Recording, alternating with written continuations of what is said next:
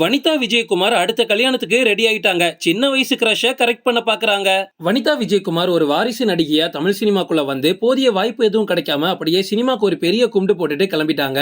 சினிமாக்குள்ள எல்லாருமே நடிச்சு ஃபேமஸ் ஆவாங்க. ஆனா வனிதா விஜயகுமார் கல்யாணம் பண்ணியே ஃபேமஸ் ஆயிட்டாங்க. வனிதா விஜயகுமாருக்கு ஆரம்ப காலத்துல இருந்தே ஹெட் வெயிட் அப்படின்றது ரொம்ப உண்டு. அதனாலே இவங்களுக்கு நிறைய பட வாய்ப்புகள் கிடைக்காம போச்சு. அந்த சமயத்துல தான் சீரியல் ஆக்டரான ஆகாஷ லவ் பண்ணி கல்யாணம் பண்ணிக்கிட்டாங்க. கல்யாணம் பண்ண 1-2 வருஷத்திலேயே 2 பேருக்கும் செட் ஆகாம டைவர்ஸ் வாங்கிட்டு பிரிஞ்சிட்டாங்க. அப்புறமா சும்மா தானே இருக்கணும், அப்படி சும்மா இல்லாம அடுத்தது ஒரு டான்ஸ் மாஸ்டரான ராபர்ட்டை லவ் பண்ணி கல்யாணம் பண்ணாம லிவிங் ரிலேஷன்ஷிப்ல வாழ்ந்துட்டு இருந்தாங்க. இது கொஞ்சம் வருஷம் போயிட்டு இருந்துச்சு. அப்படியே இவங்களையாவது கல்யாணம் பண்ணிட்டு நல்லா இருப்பாங்கன்னு பார்த்தா அதுக்கு ஒரு ஃபுல் ஸ்டாப் வச்சுக்கிட்டு நான் பீட்டர் பால தான் லவ் பண்றேன் அப்படின்னு பீட்டர் பால் கூட கல்யாணம் பண்ணிக்கிட்டாங்க. அந்த கல்யாணம் பயங்கரமா நடந்துச்சு. இதுல கிஸ்ஸிங் சீன் வேற. பீட்டர் பாலும் வனிதா விஜயகுமாரும் கல்யாணம் பண்ணும்போது அதை ட்ரோல் பண்ணாத ஆளே கிடையாது. மொத்த சோசியல் மீடியாவும் இவங்கள தான் போட்டு ட்ரோல் பண்ணிட்டு இருந்தாங்க. அவங்க ட்ரோல் பண்றதுக்கு ஏற்ப கல்யாணமான கொஞ்ச நாள்லயே 2 பேரும் டைவர்ஸ் வாங்கிட்டு பிரிஞ்சிட்டாங்க.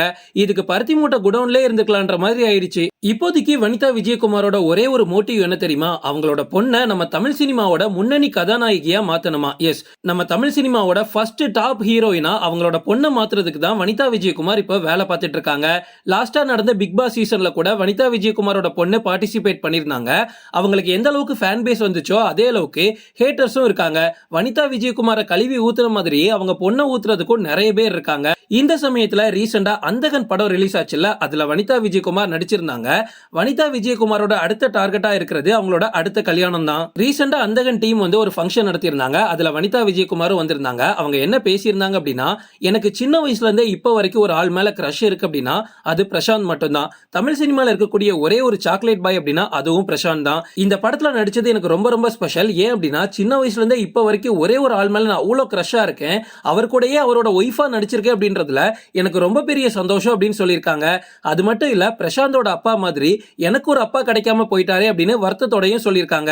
ஏன் விஜயகுமாருக்கு என்ன குறைன்னு தெரியல. சின்ன வயசுல இருந்தே எனக்கும் பிரசாந்துக்கும் ஒரு நல்ல ஒரு பாண்டிங் இருந்துகிட்டே வருது. அவர்கிட்ட நான் நிறைய வாட்டி சொல்லிட்டேன் எனக்கு உங்க மேலதான் கிரஷ் அப்படின்னு. இத சொன்னதும் பிரசாந்துக்கு ஸ்டேஜ்லயே ஒரே வெக்கம். அதே மாதிரி தியாகராஜனை பத்தி என்ன சொல்லியிருந்தாங்க அப்படின்னா, தியாகராஜன் அங்கிள் வந்து எனக்கு ஒரு அப்பா மாதிரி. ஒரு வாட்டி என்னோட போன் வந்து தொலைஞ்சு போச்சு. அதுக்கப்புறமா அடுத்த போன் வாங்குறதுக்கு என்கிட்ட அந்த டைம்ல சரியா காசு இல்ல. உடனே நான் தியாகராஜன் அங்கிள் கிட்ட தான் சொன்னேன். உடனே அவர் 2 லட்சத்துக்கு எனக்கு ஆப்பிள் ஐபோன் வாங்கி கொடுத்துட்டாரு.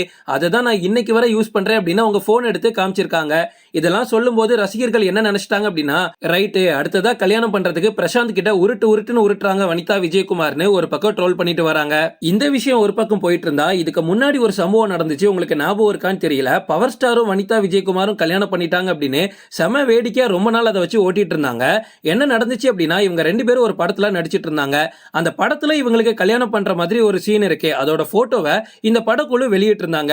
அதை வச்சு வனிதா விஜயகுமார் 4வதா பவர் ஸ்டாரை கல்யாணம் பண்ணிட்டாங்க அப்படின்னு ஒரு பக்கம் பேச்சுவார்த்தை போயிட்டு இருந்துச்சு. அதுக்கு ரீசெண்டா ஒரு முற்றுப்புள்ளி கிடைச்சிருக்கு. என்ன அப்படின்னா, வனிதா நடிச்ச வைஜெயந்தி ஐபிஎஸ் அப்படின்ற ஒரு படம் வந்து ரிலீஸ் ஆக போகுது. இந்த படத்தோட ஃபங்க்ஷன்ல பவர் ஸ்டாரும் கலந்துக்கிட்டாரு. உடனே அவர் என்ன சொல்லியிருந்தாரு அப்படின்னா, நான் ரொம்ப நாள் கழிச்சு என் தோழியை சந்திக்கிறேன் அப்படின்னு சொல்லிக்கிட்டு, ஐயோ என் தோழி இல்ல, நம்ம 2 பேருக்கும் கல்யாணமே பண்ணி வச்சிட்டாங்க அப்படின்னு வனிதா விஜயகுமாரை பத்தி சிரிச்சிருக்காரு. இந்த விஷயம் வைரலாக தொடங்கினதுக்கு அப்புறமா வனிதா விஜயகுமார் பவர் ஸ்டாருக்கு கால் பண்ணி, சார் இந்த மாதிரி நியூஸ் பரவிட்டு இருக்கு, நீங்க ஏதாச்சும் தெரியுமா, உங்களுக்கு ஏதாச்சும் கேட்டுக்கிட்டீங்களா அப்படின்னு சொன்னதுக்கு பவர் ஸ்டார் சொல்லியிருக்காரு, நல்ல விஷயம் தானமா, அவங்க பாட்டு பேசுறாங்க, கல்யாணம் பண்ணிக்கலாம் போலயே அப்படின்னு சொல்லியிருக்காங்க. உடனே வனிதா விஜயகுமார் பயங்கர ஷாக் ஆயிட்டாங்களாம். ஷாக் ஆகக்கூடிய ஆளா அவங்க.